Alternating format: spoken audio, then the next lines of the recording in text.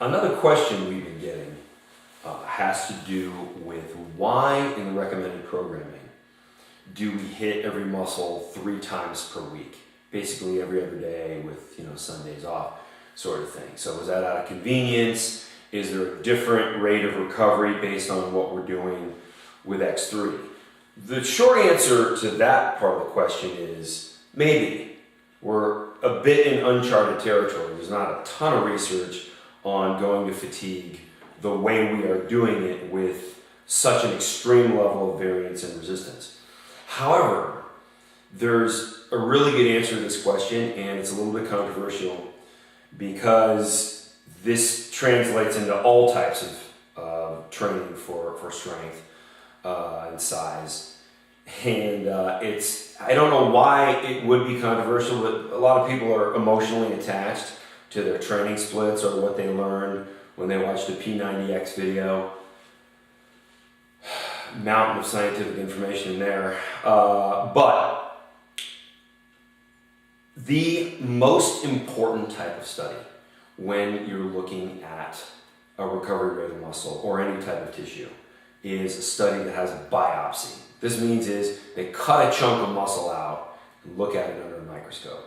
So a lot of studies that have previously looked or have continued to look at recovery rates of muscle to determine what the best frequency of training is will look at how an athlete does from a strength perspective.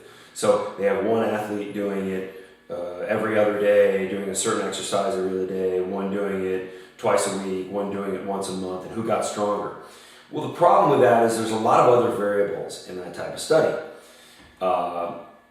The athlete may feel that they're doing the wrong training split, or they may feel that they're the control group, so therefore talk themselves or subconsciously give themselves a confirmation bias and not do as well when they feel they're training too frequently or too infrequently. But the muscle biopsy, that's pretty close to irrefutable. And especially when the biopsies of multiple athletes show the same thing. So what they did was they took a group of people, had them do a training session, and they cut a chunk out of muscle right after they were done. That's unpleasant, by the way, so it's very difficult to do these studies, very expensive also.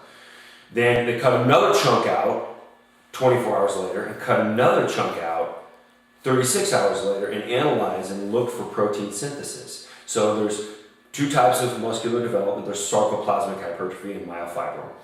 The sarcoplasmic has to do with blood flow, so that happens very quickly. That's a number of hours. Now, whether it's 2 hours or 5 hours has a lot to do with your nutrition and blood flow and things like that. But ultimately, we're not running into sarcoplasmic overtraining, ever. Now, when it comes to the 48 hours required, if I do chest press on Monday and then I do it again on Wednesday, the question is, well, have my pectorals recovered? Well, what this biopsy study showed, it's McDougall 1995. You can look it up, and I'll post the link to the study a couple different places.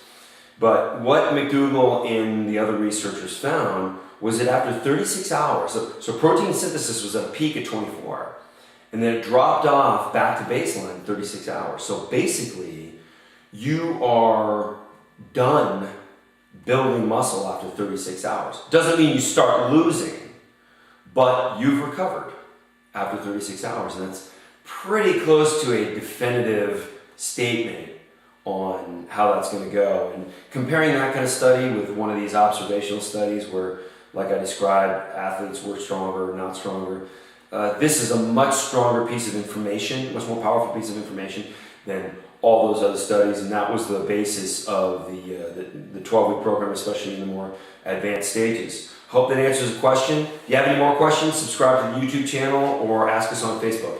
Thanks.